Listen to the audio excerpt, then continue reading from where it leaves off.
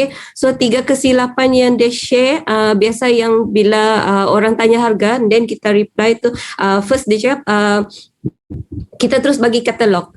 Macam contoh kalau kita di sini kita mungkin terus bagi testimoni ke, ataupun terus bagi yuran dan beserta apa yang dia dapat meal plan, dapat personal coaching, dapat nutrition kan. Okay, so dia cakap biasanya orang kalau kita bagi macam ni, dia cakap orang akan ambil masa yang lama untuk survey satu persatu, dia cakap. So closing tu sebenarnya dia kena berlaku dengan segera. Okay, so dia cakap boleh buat tapi bagi yang best seller je. Maksud dia bagi yang kalau contohlah yang dia bagi semalam kan, macam contoh kalau kita jual tudung ke, okay, bagi yang best seller, dia cakap bagi 1 ke 2 macam tu.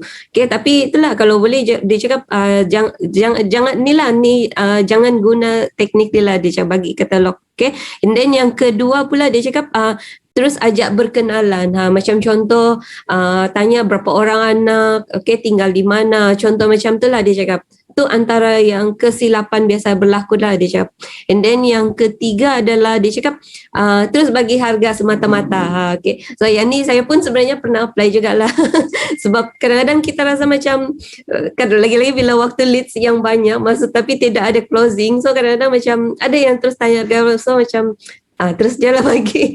Okay, so yalah, tapi memang jangan buat lah. Okay, so ni ada dia cakap bila kita bagi harga semata-mata terus, dia cakap buyer tu akan rasa seller ni selfish. Okay, dia tidak nampak value apa di sebalik apa yang dia mau tu, so dia tidak akan membelilah. Okay, so apa yang kita perlu ubah adalah dia share ada 3 teknik, iaitu yang first adalah kena ada fact finding, dia cakap. Okay, so fact finding sampai narrow. Okay, so macam yang kita belajar sebelum ni, kita kena come out dengan soalan yang akan jadi narrow terus. Maksudnya dia akan senang buat decision. Macam contoh orang tanyakan harga. Okay, so kita boleh contohlah kita boleh reply lah. Okay, boleh saya tahu puan dah alami masalah berat badan ni dah berapa lama dan berapa kilo yang puan nak improve. Contohlah macam tu. So then kita boleh cakap lagi, kalau sekiranya program ni tidak sesuai dengan apa yang puan punya masalah, apa yang puan hadapi, so saya cadangkan puan tidak perlu ikut program ni. Contoh macam tu lah. Okay, so bila kita reply macam tu, dia akan rasa bagus coach ni, dia tidak dia bagi kita sesuatu keistimewaan dan kepercayaan. Okay, so yang kedua adalah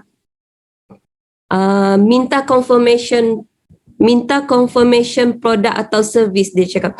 Contoh kalau kita ni, kalau dia bagi contoh semalam, kalau ada 3 jenis produk lah, 3 jenis kosmetik lah dia bagi contoh. Okay, ada yang untuk jeragat, ada untuk jerawat dan kulit sensitif. Okay, so kita tanya, okay, dia prefer produk yang untuk jerawat atau jeragat? Contoh macam tu. Kalau kita memang fokus kepada untuk turun berat badan, untuk kurus kan. Okay, so kalau kita tidak perlu tanyalah. Kita boleh tanya soalan yang ni lah, berapa kilo dia kena sama ada dia mau turunkan 5 kilo, 10 kilo ataupun 15 kilo. Contoh macam tu. Okay, and then yang ketiga adalah yang ni prospek yang betul-betul mau tahu harga. Walaupun kita sudah tanya soalan, dia still tanya berapa harga. Saya pun pernah jumpa leads macam ni. Okay, so yang ni dia cakap kita boleh bagi harga beserta value. Okay,